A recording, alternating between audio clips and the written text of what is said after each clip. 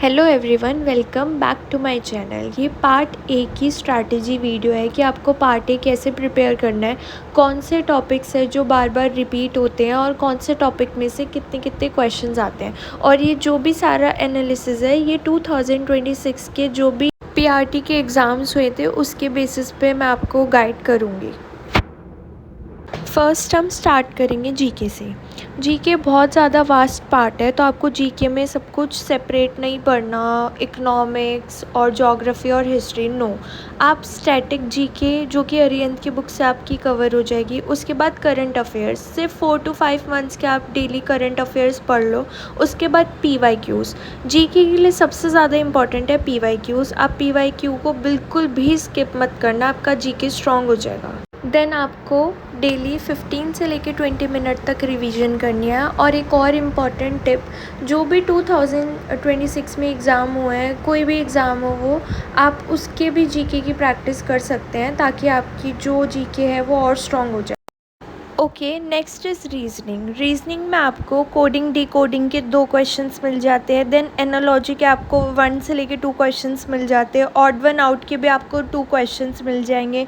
Number और alphabet series के भी आपको 1 से लेके 2 क्वेश्चंस मिल जाते हैं। डायरेक्शन डिस्टेंस का एक क्वेश्चन ज़रूर आता है। सिलॉगिज्म के भी 1 से लेके 2 क्वेश्चंस आते हैं। वेन डायग्राम के भी आपके 2 क्वेश्चंस आ जाते हैं। रैंकिंग एंड ऑर्डर का भी एक क्वेश्चन ज़रूर आता है। ब्लड रिलेशन का भी एक क्वेश्चन आएगा। And water and mirror image के भी 2 क्वेश्चंस आपको देखने को मिल जाते हैं।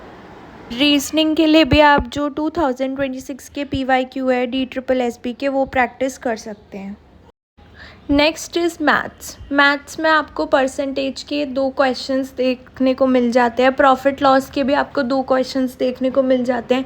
देन सिंपल इंटरेस्ट और कंपाउंड इंटरेस्ट के भी 1 ईच मिल जाते हैं आपको क्वेश्चंस। एवरेज का एक क्वेश्चन ज़रूर आता है। मेंसुरेशन के 2 क्वेश्चन या 2 से ज़्यादा भी आ सकते हैं। टाइम एंड वर्क का एक क्वेश्चन ज़रूर आता है। स्पीड टाइम डिस्टेंस के भी 2 क्वेश्चन आते हैं। LCM और HCF का भी एक क्वेश्चन आता है। और जो डाटा इंटरप्रिटेशन है उसमें लाइन ग्राफ हो गया, टेबल हो गया, बार ग्राफ, उसका भी एक क्वेश्चन ज़रूर आता है। देन आपका रेशियो का भी एक क्वेश्चन ज़रूर आता है। इसकी भी टिप्स यही है कि आपको पीवाईक्यू बिल्कुल स्किप नहीं करने। जो पीआरटी की शिफ्ट के क्वेश्चंस है वो आप सारे प्रैक्टिस कर लोगे तो आपकी मैथ्स बिल्कुल स्ट्रांग हो जाएगी। उसके बाद आप एक टॉपिक करते हो तो उसके 20 से लेके 30 MCQs आपको ज़रूर करने हैं। और जो भी मैं आपको ये क्वेश्चंस बता रही हूँ, ये सारे 2026 की शिफ्ट के बेसिस पे ही मैं आपको बता रही हूँ कि कितने टॉपिक में से कितने क्वेश्चंस देखने को मिल जाते हैं। तो आप इसको बिल्कुल भी स्किप मत करना, इसको 100% करना। आपका पार्ट स्ट्रॉन्ग हो जाएगा और जैसे ही पार्ट स्ट्रॉन्ग होगा आपका सिलेक्शन भी पक्का हो जाएगा। नेक्स्ट इज़ इंग्लिश में आपका रीडिंग कॉम्प्रीहेंशन आता है, जिसमें से 4 to 5 या 3 to 4 क्वेश्चंस आपको देखने को मिल जाएंगे। देन एरर स्पॉटिंग का आता है, जिसमें आपको 2 से लेकर 3 क्वेश्चंस 100% मिल जाते हैं। Then fill in the blanks आता है, जिसमें आपको फिर से 2 क्वेश्चंस 3 क्वेश्चंस मिल जाते हैं। देन सिनोनिम एंड एंटोनिम्स आते हैं, जिसको आपको 1 क्वेश्चन ईच भी मिल जाते हैं, कभी कभार एक ही क्वेश्चन आता है। देन उसके बाद आपका आता है 1 वर्ड सब्सटीट्यूशन, जिसका एक क्वेश्चन आपको ज़रूर मिलेगा।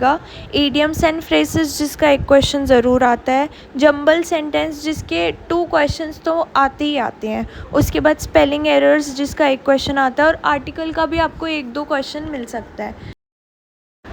नेक्स्ट इज़ हिंदी में आपको कारक के 2 से 3 क्वेश्चन ज़रूर मिलते हैं। देन विलोम और पर्यायवाची शब्द मिल जाते हैं आपको 1 ईच। देन क्रिया या फिर क्रिया विशेषण के भी आपको क्वेश्चंस मिल जाते हैं। देन विशेषण अलग होता है, क्रिया विशेषण अलग होता है, तो विशेषण के भी आपको एक क्वेश्चन ज़रूर मिलता है। देन आपको शुद्ध अशुद्ध जो वर्ड्स होते हैं या फिर सेंटेंसेस होते हैं उसके भी 1-2 क्वेश्चंस मिल जाते हैं। देन मुहावरे भी आ जाते हैं आपके 1 नंबर के। वाक्यांश के लिए एक शब्द भी आ जाता है आपका 1 से 2 नंबर के लिए। और अपठित गद्यांश, जिसमें 4 to 5 क्वेश्चंस आपके कवर हो जाते हैं। तो आपको इसके लिए भी बहुत सारे पीवाईक्यूज़ प्रैक्टिस करने हैं। हिंदी इंग्लिश आपकी पीवाईक्यू से ही स्ट्रॉन्ग हो जाएगी।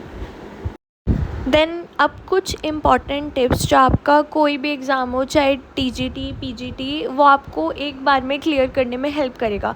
पार्ट ए सबसे ज़्यादा स्ट्रॉन्ग करने की ज़रूरत है, क्योंकि सब्जेक्ट ओरिएंटेड जो भी पार्ट बी होता है वो हमारा फिर भी स्ट्रॉन्ग होता है, बट पार्ट ए स्ट्रॉन्ग करना डिफ़िकल्ट होता है और पार्ट ए ही हमारे सिलेक्शन में हेल्प करता है। सबसे पहले आपको पीवाईक्यूज़ को बिल्कुल भी स्किप नहीं करना। जितने पीवाईक्यूज़ हो सकते हैं आप उतने पीवाईक्यू सॉल्व करो। उसके बाद कोई भी शिफ्ट का एग्ज़ाम हो, चाहे MTS का हो, चाहे चाहे एसएससी का हो, जो भी लेटेस्ट पैटर्न है आपको उसका पार्ट ए ज़रूर सॉल्व करना है। रीजनिंग, मैथ्स, हिंदी, इंग्लिश ये आपको ज़रूर सॉल्व करनी है। उसके बाद जीके को डेली अगर आप 20 से 30 मिनट्स भी दे दोगे तो मोर देन इनफ है। मैथ्स और रीजनिंग इम्पॉर्टेंट है पार्ट ए के लिए। अगर आपकी मैथ्स और रीजनिंग थोड़ी सी भी स्ट्रॉन्ग हो जाती है तो आपका पार्ट ए ऑटोमेटिकली स्ट्रॉन्ग हो जाएगा। फिर उसके बाद आपको सबसे पहले अपनी एक्यूरेसी पे काम करना है। पहले आपको स्पीड पे फोकस नहीं करना, पहले आप सही आंसर्स निकालो, उसके बाद आप स्पीड पे फोकस करो। फिर वीकली आपको मॉक टेस्ट देने हैं, पीवाईक्यू सॉल्व करना है, फिर फुल वीक आपको पढ़ाई करनी है। देन संडे को आप सारा अपना रिवीजन करो कि हमने पूरे वीक क्या पढ़ाई करी है। Okay, thank you so much. ये टिप्स आपको 100% हेल्प करेगी अगर आप इसको अच्छे से फॉलो करोगे। Okay, bye.